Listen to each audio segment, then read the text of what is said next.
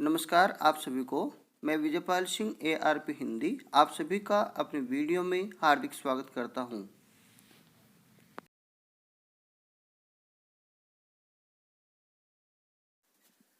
आज हम आप लोगों के लिए लेकर आए हैं निष्ठा प्रशिक्षण मॉड्यूल 8 के अंतर्गत गतिविधि 1 व 4 अपनी समझ की जांच करें एवं मुख्य प्रश्नोत्तरी का संपूर्ण हल।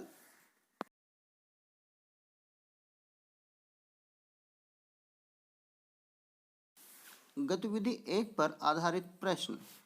चित्र 1 में दिए गए सभी विषय पर्यावरण अध्ययन से जुड़े हैं। अपना उत्तर चुनकर लिखिए सही अथवा गलत। इसका उत्तर होगा सही।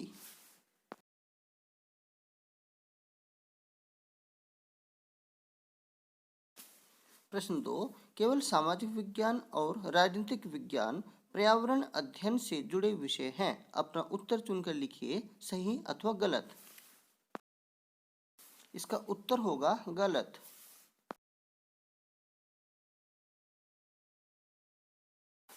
प्रश्न 3, स्वास्थ्य शिक्षा पर्यावरण अध्ययन में एक विषय के रूप में शामिल है। अपना उत्तर चुनकर लिखिए सही गलत।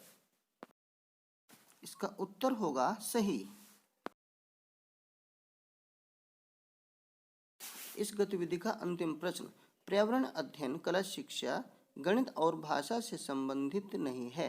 अपना उत्तर चुनकर लिखिए गलत अथवा सही। इसका उत्तर होगा गलत। गतिविधि 4 पर आधारित प्रश्न अपनी समझ की जांच करें का हल। जल संसाधनों में पीने योग्य और न पीने योग्य दोनों जल होते हैं। अपना उत्तर चुनकर लिखिए सही गलत। इसका उत्तर होगा सही। प्रश्न 2, जल संग्रहण इकाइयां केवल मानव निर्मित हैं। अपना उत्तर चुनकर लिखिए गलत अथवा सही। इसका उत्तर होगा गलत।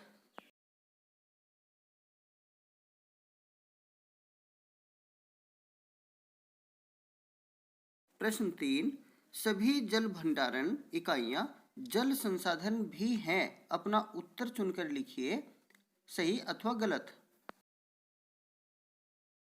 इसका उत्तर होगा गलत।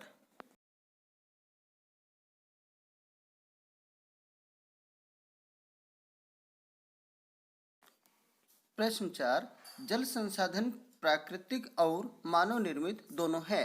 अपना उत्तर चुनकर लिखिए सही अथवा गलत। इसका उत्तर होगा सही।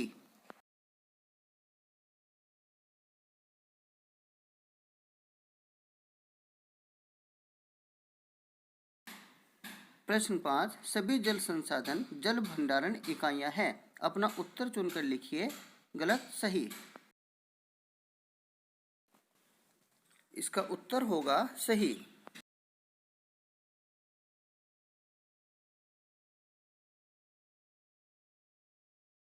मुख्य प्रश्नोत्तरी का हल। प्रश्न 1, दिए गए विकल्पों में से कौन सा कथन पाठ्यचर्या संबंधी अपेक्षाओं और सीखने के प्रतिफलों के बारे में सही है। इसका सही विकल्प होगा प्रत्येक कक्षा के लिए सीखने के प्रतिफल अलग होते हैं।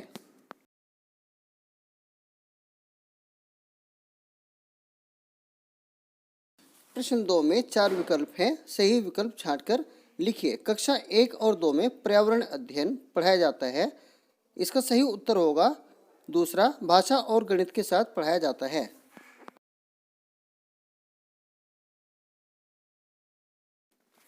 प्राथमिक स्तर पर पर्यावरण अध्ययन के सीखने के उद्देश्यों में शामिल नहीं किया जाता है। इस हेतु 4 विकल्प दिए गए हैं। सही विकल्प चुनकर लिखिए। दिए गए विकल्पों में से सही विकल्प होगा प्रथम, विद्यार्थियों को वैज्ञानिक नियम याद करने में मदद करना। प्रश्न 4, विभिन्न मापदंडों के लिए विद्यार्थियों की सीखने की प्रगति और उनके स्तरों का पता लगाने के लिए निम्नलिखित विकल्पों में से सही विकल्प चुनकर लिखिए। मौखिक परीक्षा, वर्कशीट, रूब्रिक्स मापदंडों का सेट लिखित परीक्षा। इसका सही उत्तर होगा तीसरा, अर्थात रूब्रिक्स मापदंडों का सेट। प्रश्न 5, पर्यावरण को सुरक्षित रखने वाले 3 हैं। यहाँ पर 4 संभावित विकल्प दिए गए हैं, जिनमें से सही उत्तर चुनकर लिखना है। इसका चौथा विकल्प उपयुक्त होगा रिड्यूस कम करना, रीयूज पुनः उपयोग करना, रिसाइकिल पुनः चक्रित करना।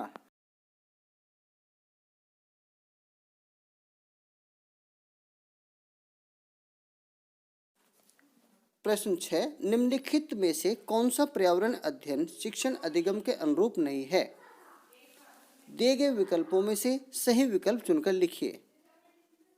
यहाँ पर प्रत्येक बच्चा अपनी पाठ्यचर्या का सृजन करता है। यह पर्यावरण अध्ययन शिक्षण अधिगम के अनुरूप नहीं है, अतः विकल्प प्रथम सही है। प्रश्न 7, निम्नलिखित में से कौन सा बच्चों के बीच व्यक्तिगत सामाजिक गुणों को बढ़ाने में मदद करता है? दिए गए विकल्पों में से प्रथम विकल्प उपयुक्त होगा, कक्षा में सहयोगी और सहकारी रूप से सीखने को बढ़ावा देना।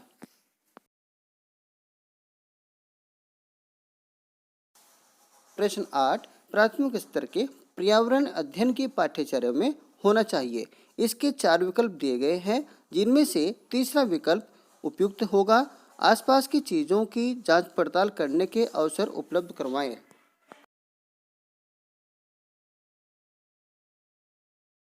प्रश्न 9, पर्यावरण अध्ययन जिसे बढ़ावा नहीं देता है। इन दिए गए 4 विकल्पों में से सबसे उपयुक्त उत्तर होगा परिभाषाओं को याद करना। और इस प्रश्नोत्तरी का अंतिम प्रश्न है, राष्ट्रीय पाठ्यचर्या की रूपरेखा के अनुसार पर्यावरण अध्ययन के लिए कौन सा वाक्यांश सही है? यहाँ पर 4 विकल्प दिए गए हैं, जिनमें से प्रथम विकल्प पर्यावरण अध्ययन की प्रकृति अंतर्विषयक है, उपयुक्त है।